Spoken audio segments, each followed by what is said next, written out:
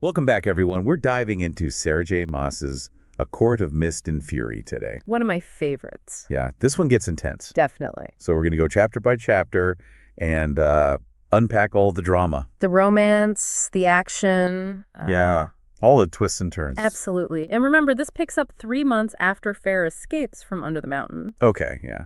She's free from Amarantha, but... Right. She's free, but not really. She's back in the spring court with Tamlin, engaged to be married, but she's deeply traumatized by what she went through. Right, so like chapter 1, you really see how much she's struggling. Yeah, she's haunted by nightmares, she's withdrawn.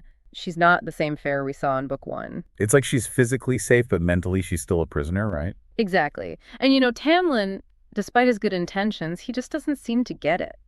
Yeah, I mean, he's trying to protect her, but it's coming across as super controlling. Very much so. Like in chapter 2, he forbids her from leaving the manor. He doesn't want her to paint anything that might trigger her memories. Right.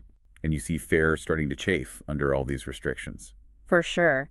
And, it's not just about her freedom of movement. He also doesn't want her to train to use her Fey powers. Which doesn't make sense. She's powerful. She needs to learn how to control her abilities. Right. But Tamlin sees her power as something dangerous, something to be feared. Almost like he's more afraid of her power than he is of Hybern. Yeah, and that's a big contrast to Rysand, right? I mean, he encourages Feyre to embrace her powers. Absolutely. And remember, she's still bound by that bargain to spend a week each month in the night court. Yeah, and those visits start in chapter 3, I think. Chapter 4, actually. Rysand shows up at the spring court, and there's this immediate tension. But it's not just fear on Feyre's part. There's also a sense of defiance. Like she's pushing back against Tamlin's control. Exactly. Because with Rysand, there's a different dynamic. He challenges her, pushes her to think for herself, something Tamlin doesn't do. So it's like two totally different approaches to dealing with her trauma. And you really see the contrast in chapter 5 at Feyre's birthday party. Oh yeah, that whole thing was so awkward. It was supposed to be this grand celebration, but you can tell Feyre is miserable. Tamlin is putting on a show, but there's no real understanding there. And she finally snaps, right? Yeah, she publicly defies Tamlin. It's this huge turning point where she realizes she can't keep living like this. And then, of course, we have the wedding in chapter 6.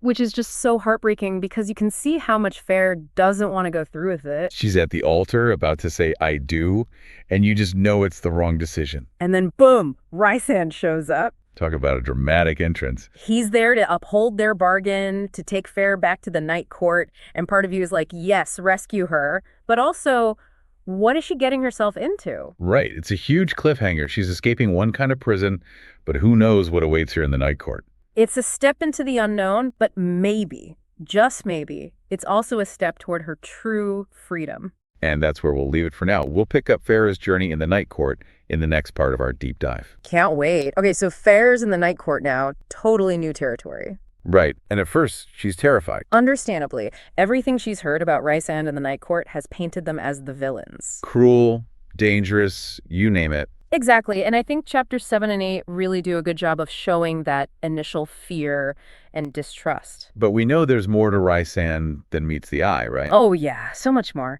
And one of the first things he does is take Feyre to Velaris. Velaris, the hidden city. Yes. This beautiful, magical city that's completely hidden from the rest of Prythian. It's like a secret haven. Exactly. And it's such a stark contrast to the spring court. Where the spring court felt stifling, Velaris feels full of life and vibrancy. And then we get to meet the inner circle. Oh, I love the inner circle. Chapter 9 introduces us to Cassian, Azriel, Amren, and more. Each one so unique and powerful in their own right. Yes. And fiercely loyal to Rysand. And to Velaris. They become like a new family to Feyre. Which is something she desperately needs at this point. For sure. She's still dealing with the trauma from under the mountain, and the inner circle offers her support and acceptance in a way that Tamlin never could. Right, and you start to see Feyre change in chapters 10 and 11. Yeah, she's training with Cassian, learning to fight, embracing her Fey powers. She's even reading, something Tamlin always discouraged. It's like she's finally allowed to be herself, to grow and explore who she really is. But then there's the whole war with Hybern looming over everything. Yeah, chapter 12 really lays out the stakes. Hybern is a serious threat. He wants to destroy the wall that separates the mortal and Fey realms. Which would be catastrophic. Absolutely. So finding a way to defeat him becomes the top priority. And that's where the Book of Breathings comes in. Chapters 13 and 14 are all about the search for this ancient book that supposedly hold the key to defeating Hybern. They have to consult the bone carver, this mysterious being who gives them cryptic clues. Dangerous quest. For sure. And it takes them all over Prythian.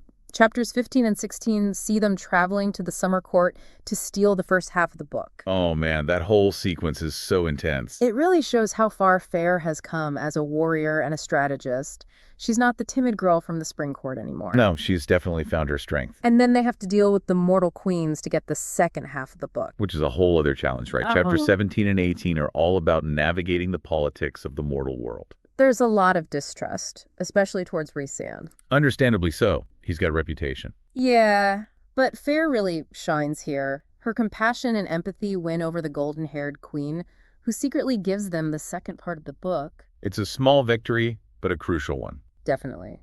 But then, boom, Hybern attacks Velaris in Chapter 19. That scene is just devastating. It feels like everything they've worked for is falling apart. It's a brutal reminder that they're up against a powerful enemy. But amidst the chaos, they manage to decipher the Book of Breathings. So there's still hope. There's always hope. But things get even more complicated in Chapter 20 when Lucien arrives. Lucien, Tamlin's emissary. Yeah, he shows up in Velaris, pleading with Feyre to return to the Spring Court, says she's not safe with Rhysand. Oh, he's still trying to control her, even from afar. It's classic Tamlin. But Feyre is done with his manipulations, and to prove it, she reveals her true Fae form. The wings. Yes. It's this incredible moment of power and defiance. She's finally embracing who she is, and she's not letting anyone tell her what to do anymore. And I think this is also where her feelings for Rhysand really start to come to the forefront. Absolutely. In Chapter 21, there's this scene at an inn where they almost kiss. Almost. The tension is so thick you could cut it with a knife, but then disaster strikes. Rhysand is ambushed and poisoned by Hybern's forces. Oh no. So Chapter 22, a race against time to save him. Feyre is desperate. She even goes so far as to trap the Suriel to get answers. The Suriel. That's dangerous. It is. But she needs to know how to heal Rhysand. And the Suriel, bound to answer truthfully, reveals the secret to his healing, but also drops a bombshell. Rhysand is Feyre's mate. Whoa. Mate bond. That changes everything. It does, and Feyre is initially furious. She feels betrayed, manipulated, but as she spends time alone, thinking about everything that's happened, she starts to understand the depth of their connection. So by Chapter 23, she accepts the bond. Yes. They complete the mating ceremony, solidifying their connection. It's a beautiful moment of vulnerability and trust. But just as they find happiness, tragedy strikes again. Hybern attacks Feyre's sisters in Chapter 24. He takes Nesta and Elaine to the cauldron and forces them to undergo a transformation into High Fae. It's horrifying. It is, and it's a deliberate move on Hybern's part to break Feyre. But in a twist, Lucien witnesses Elaine's transformation and realizes that she's his mate. Another mate bond. This book is full of surprises. It is, and it just adds another layer of complexity to the story. With the war looming and these new mate bonds emerging, the stakes are higher than ever. Okay, so Feyre's sisters are now Fae. Rhysand is her mate. And they're still trying to figure out how to defeat Hybern. Yeah, Chapter 25 is where Feyre really starts to play the long game. Right, she pretends to be under Rhysand's control. Exactly. She uses Tamlin's possessiveness and Hybern's arrogance against them. Making them think she's weak and wants to go back to the Spring Court. Yeah, it's a risky plan, but it works. So in Chapter 26, Hybern lets her go. Yeah, he thinks he's winning by breaking the bargain between Feyre and Rhysand. But he doesn't realize he can't break the mate bond. Nope. It's beyond even his power. So Feyre is free, but she's still in enemy territory. Yeah, but she's not alone. She goes back to the Spring Court as High Lady of the Night Court. Whoa, that's huge. Right.